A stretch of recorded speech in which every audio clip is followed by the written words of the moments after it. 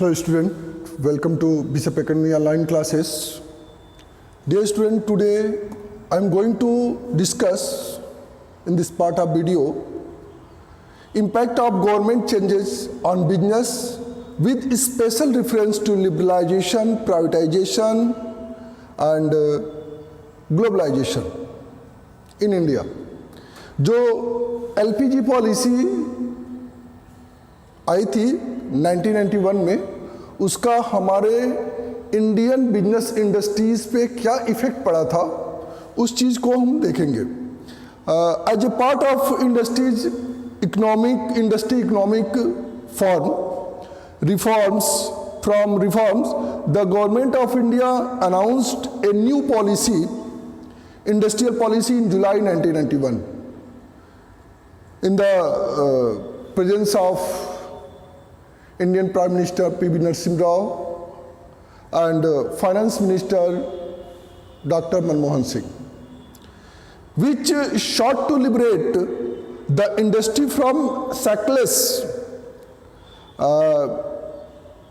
of the licensing system liberalization. Shackles of licensing system of liberalization मतलब जो licensing policy थी जो business industries को प्रोवाइड की जाती थी, बिजनेस करने के लिए जो लाइसेंस प्रोवाइड की जाती थी, उसमें कुछ रियायतें दी गई, लिबरल हुई गवर्नमेंट. कुछ ऐसे बिजनेस इंडस्ट्रीज को जो पब्लिक के लिए ज़्यादा बेनिफिशियल हैं उनको free of cost licensing provide की, कुछ को कम फीस पे लाइसेंसिंग प्रोवाइड की, इस तरह के, जिससे कि हमारा जो बिजनेस इंडस्ट्रीज हो वो डेवलप हो सके. Next, drastically reduce the role of public sector. और चूंकि हमारे वहाँ ज़्यादा से ज़्यादा इंडस्ट्रीज जो पब्लिक सेक्टर के थे उनको ड्रास्टिकली रिड्यूस किया. रिड्यूस करने का मतलब उसका डिसइन्वेस्टमेंट किया, उनका प्राइवेटाइजेशन कर दिया. मतलब कि ऐसे जो बीमार पड़ी हुई इंडस्ट्रीज थे, जो लॉस में चल रही थी या जो बंद पड़ी हुई थी, उनको वो सेल करके उनका प्राइवेटाइजेशन, उसके 50% से अधिक शेयर उनका सेल करके उनका प्राइवेटाइजेशन कर दी, जिससे कि वो भी रन करना शुरू कर दिए. And encourage foreign private participation in industrial development through globalization. And globalization के थ्रू जो हमारा फॉरेन प्राइवेट पार्टिसिपेशन है, जैसे कि पहले क्या था कि फॉरेन से इंपोर्ट एक्सपोर्ट्स काफ़ी कम थे, उस चीज़ को बढ़ावा देने के लिए उसने फ्री ट्रेड पॉलिसी को अपनाया और बाहर के जो देश हैं उनसे उनके ट्रेड के लिए अपने देश को फ्री कर दिया. मतलब अब कोई भी देश अपने देश के साथ ट्रेड कर सकता है, एक्सपोर्ट इंपोर्ट कर सकता है. तो इस तरह के पॉलिसी चेंज किए, जिसमें सबसे पहले हम डिस्कस करेंगे लिबरलाइजेशन की. तो लिबरलाइजेशन का मतलब ही होता है उदारीकरण. उदारीकरण का मतलब कि अब गवर्नमेंट अपने पॉलिसी को लेकर के बिजनेस इंडस्ट्रीज के बिजनेस इंडस्ट्रीज के वेलफेयर के लिए उन्होंने क्या किया, लिबरल हो गई गवर्नमेंट, उदार हो गई. ठीक है. तो liberalization refers to freeing the Indian business and industry from all unnecessary government controls. जो unnecessary government का कंट्रोल होता था उस पर, वो कंट्रोल गवर्नमेंट ने हटा लिया, जिससे कि फ्री होके जो इंडियन बिजनेस है, इंडियन बिजनेस इंडस्ट्रीज है, वो फ्री होके अपना वर्क कर सके. And restrictions so that they can operate more freely. Indian companies has been liberalized in the following way. तो कुछ इस तरीके से उन्होंने लिबरलाइज किया था, जिसमें फर्स्ट आपका removal of industrial licensing accept in few. कुछ चीज़ों पर छोड़ करके उन्होंने पूरे तरह से इंडस्ट्रियल लाइसेंसिंग को उन्होंने क्या कर दिया, रिमूव कर दिया. ठीक है. कुछ इंडस्ट्रीज को छोड़ करके उन्होंने फ्री कर दिया. दूसरी चीज, freedom in taking decisions regarding expansion and contraction of business activities. तो उसमें उन्होंने क्या किया कि जो उनको प्राइवेट इंडस्ट्रीज को उसने फ्रीडम दे दिया कि आप अपने बिजनेस को जितना एक्सपेंशन करना चाहते हैं, जितना बढ़ाना चाहते हैं बढ़ा सकते हैं, कॉन्ट्रैक्शन मतलब घटाना, एक्सपेंशन मतलब बढ़ाना। मतलब आप वो बिजनेस को जितना बढ़ा सकते बढ़ाएं, जितना घटाना चाहे तो घटा सकते हैं, इसके लिए वो फ्री है। जबकि इसके लिए एक प्रॉपर डॉक्यूमेंटेशन करना होता था, गवर्नमेंट को इन्फॉर्म करना होता, गवर्नमेंट उस पर अपने एक्ट, अपने रूल्स, रेगुलेशंस, रेस्ट्रिक्शंस होते थे, उनको उन्होंने गवर्नमेंट ने हटा लिया। Next, freedom to fix the price of goods and services. दूसरा चीज, गवर्नमेंट पहले प्राइस फिक्स करती थी, प्राइस कंट्रोलिंग जो है गवर्नमेंट के हाथ में थी। उन्होंने प्राइस फिक्स करने का पूरा फ्रीडम उनको दे दिया कि आप अपने हिसाब से अपने गुड्स एंड सर्विसेज का प्राइस फिक्स करेंगे। नेक्स्ट किया, reduction in tax rate and removal of unnecessary controls and regulations in the economy. और दूसरा, रिडक्शन इन टैक्स रेट, उन्होंने टैक्स रेट जो मौजूदा जो एग्जिस्टिंग टैक्स रेट था उसको उन्होंने कम कर दिया, और जो बाकी के जो अननेसेसरी जो कंट्रोल्स थे गवर्नमेंट के और जो रेगुलेशंस थे, रेस्ट्रिक्शंस थे, उनको उन्होंने हटा दिया। नेक्स्ट क्या किया, removal of restrictions on the movement of goods and services. पहले एक बाउंड था कि आप गुड्स एंड सर्विसेज का अपने ही स्टेट या अपने ही रीजन में ही आप सेल कर सकते हैं या परचेज कर सकते हैं, लेकिन अब बाकी के स्टेट्स के साथ, बाकी के रीजन के साथ, अदर कंट्री के साथ भी अब आप क्या कर सकते हैं, गुड्स को अपने सेल कर सकते हैं। नेक्स्ट क्या है कि सिंप्लीफाइंग इंपोर्ट एक्सपोर्ट प्रोसीजर, और एक्सपोर्ट और इंपोर्ट प्रोसीजर जो गवर्नमेंट की थी उसको उन्होंने थोड़ा सा सिंप्लीफाई कर दिया, साधारण तरीके से साधारण कर दिया, जिससे कि बाकी की जो इंडस्ट्रीज है वो अगर वो एक्सपोर्ट करना चाहते हैं तो एक्सपोर्ट आसानी से कर सके। Next, simplifying the process of attracting foreign capital and technology. और कुछ इस तरह से उन्होंने कुछ रूल्स रेगुलेशन बनाए जिससे कि फॉरेन कैपिटल अट्रैक्ट हो, मतलब फॉरेन करेंसी हमारे इंडिया में आए। इसका मतलब सीधे सीधे हुआ कि उन्होंने फॉरेन ट्रेड को ज़्यादा अहमियत दिया। ठीक है, नेक्स्ट आते हैं आपके प्राइवेटाइजेशन पे।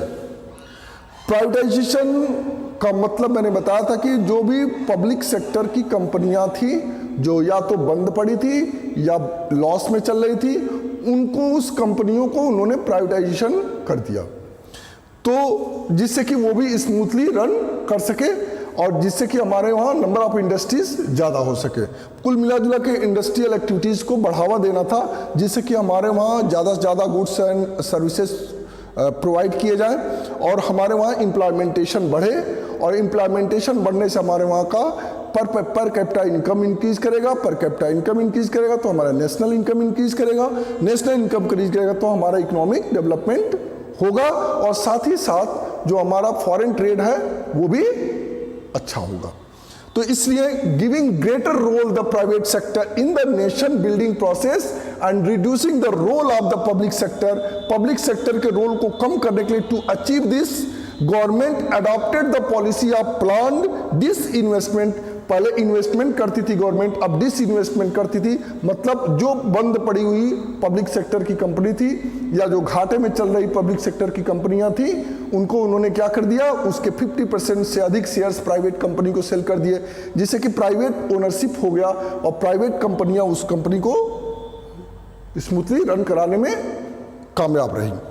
तो which means transferring the public sector enterprises to the private sector. Disinvestment का मतलब होता है the policy of disinvestment is refers to the transferring of the public sector enterprises to the private sector.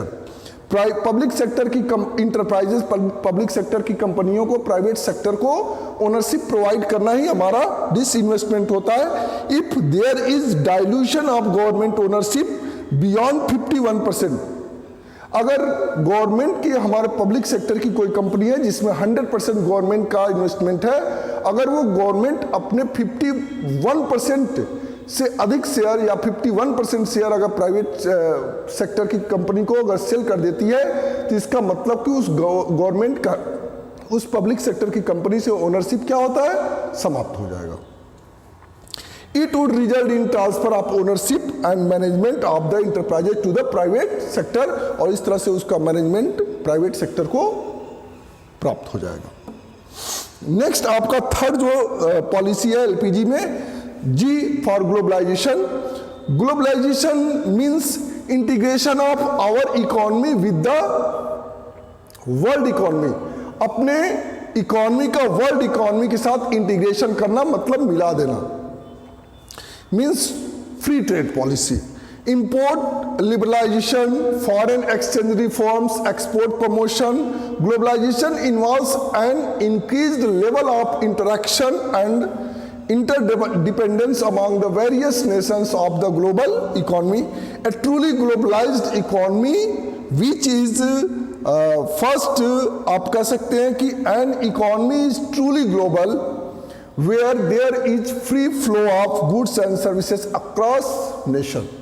मतलब कि हमारे वहाँ अगर ग्लोबलाइजेशन की व्यवस्था है तो ट्रूली ग्लोबलाइजेशन का मतलब हुआ कि हमारे वहाँ से किसी भी कंट्री को फ्री ट्रेड की व्यवस्था हो, फ्री वो एक देश से दूसरे देश में गुड्स एंड सर्विसेज प्रोवाइड किए जाए, चाहे वो आउटसोर्सिंग हो, वो सारी चीज़ें। नेक्स्ट हम बात करते हैं free flow of capital among countries दूसरे कंट्री से हमारे वहाँ कंट्री में कैपिटल इन्वेस्टमेंट हो, जैसे कि हम इसको कहते हैं एफडीआई, फॉरेन डायरेक्ट इन्वेस्टमेंट का नाम देते हैं इसको, जिसकी से फॉरेनर हमारे वहाँ किसी कंपनी में इन्वेस्ट करे तो इसको कहते हैं हम फॉरेन कैपिटल इन्वेस्टमेंट। नेक्स्ट आपका free movement of people across borders, और ऐसे ही एक देश के लोग दूसरे देश में एम्प्लॉयमेंट के लिए जा सकते हैं, वहाँ पे काम कर सकते हैं, इससे भी फॉरेन करेंसी हमारे कंट्री में आएगी। तो जहाँ पे ह्यूमन रिसोर्स का आउटसोर्सिंग भी होता रहे, ये भी हमारे ग्लोबलाइजेशन के पॉइंट है। दूसरा नेक्स्ट है आपका एक common acceptable mechanism for the settlement of disputes, और एक कॉमन ऐसा इंस्टीट्यूशन होना चाहिए just like WTO world trade organization, एक ऐसा इंस्टीट्यूशन होना चाहिए जो इस जो ट्रेड रिलेशंस है अदर कंट्री के साथ, हमारे कंट्री से अदर कंट्री के साथ जो ट्रेड रिलेशंस है उनके बीच अगर किसी प्रकार का कोई डिस्प्यूट्स होता है तो उसका मैकेनिज्म, उसका सेटलमेंट के लिए कोई एक ऐसा इंस्टीट्यूशन हो जस्ट लाइक WTO। नेक्स्ट है आपका एक ग्लोबल गवर्नेंस पर्सपेक्टिव, और कोई एक पर्सपेक्टिव एजेंसी हो जस्ट लाइक WTO, इस तरह के चीजें हों। Thank you, have a nice day. If you any confusion, you have any confusion, then you can comment or ask in Google Classroom or WhatsApp group. Thank you, have a nice day. नहीं, कल हम 2.5 घंटा बैठे थे, आज मैं अपना video बना लूंगा तभी कोई काम करूंगा। कितना कट बनाना है? 6 वीडियो बनाना है मुझे। कुछ नहीं, मैं अपना वीडियो बना लूंगा सर, तभी मैं किसी को बनाने दूंगा, क्योंकि मैं कल 2.5 घंटा रुका था लाइट के लिए 2.5 घंटा। हाँ, 2.5 घंटा लाइट जब मैं बना रहा था तब अभी शुरुआत किया था, एक लाइट भाग जाती थी। 2.5 घंटा सर यहाँ पे रुका था मैं, कल यहाँ से 5 बजे गया, एक को वीडियो है नहीं मेरे पास।